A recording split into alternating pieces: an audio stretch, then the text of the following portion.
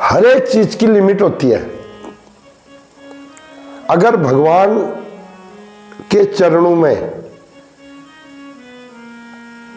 साधारण तरीके से ज्यादा मस्ती वाली भक्ति हो जाती है तो उस आदमी को दो चीजों का खिताब मिलता है। क्या? पहला दीवाना, दूसरा पागल। पागल हो गया ये।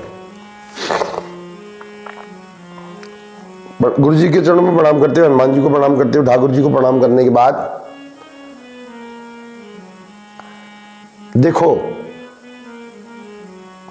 अगर भगवान की भक्ति के लिए पागल हो रहा है तो उसके लिए क्या है? इन बिगड़े दिमागों में अमृत के लच्छे। देखो याद रखना, जो भगवान का भजन कर रहा है किसी का बुरा नहीं कर रहा है, मस्त है, तो उसके लिए है इन बिगड़े दिमागों में अमृत के लच्छे हैं। अरे हमें पागल ही रहने दो, हम पागल ही अच्छे। दीवानगी, आहा। और सुनो, भगवान अकारण करुणा बनालय है। भगवान को प्राप्त करने के 3 तरीके बताए गए हैं। पहला है ज्ञान, दूसरा है जिज्ञासा और तीसरा है भक्ति और प्रेम।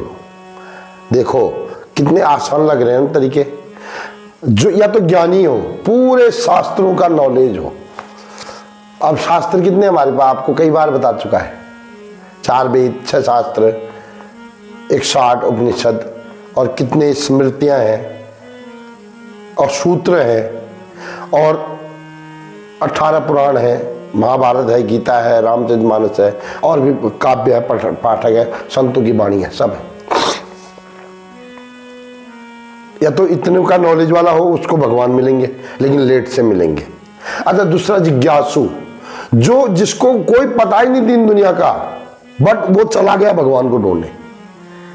ऐसे लोगों को भी जल्दी भगवान मिल जाते हैं। तीसरा भैया, आहा, मद भक्ता यत्र गायन्ति तत्र तिष्ठामि नारद। निर्मल मन, पाप नहीं, अगर है भी तो कोशिश करना पाप को नहीं रखना, द्वेष किसी से नहीं, प्रेम से रहने की। मतलब जो आपके अंदर है वो सबके सामने प्रस्तुत कर दो, छुपाना नहीं है, किसी से किसी का नुकसान की नहीं सोचना। सरल बन जाओ, सरल, सिंपल। पागल हो, आपको पागल बोल दिया, बहुत अच्छा, खुश हो जाना चाहिए आपको। ऐसा आदमी को भगवान प्राप्ति हो जाती है। ऐसा आदमी भगवान जल्दी पा लेता है। आहा, निर्मल मन जन सो मोहि पावा। और भगवान किसको मिलते हैं? सबसे बड़ी बात, 2 आदमी हैं, 2 कैटेगरी है भाई साहब।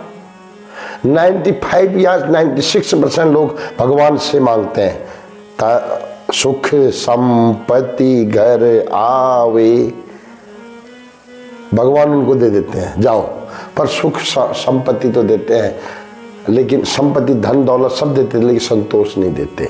और दूसरा, जो भगवान को चाहता है। अब उदाहरण, दुर्योधन और अर्जुन दोनों गए थे ना, यू नो वेल।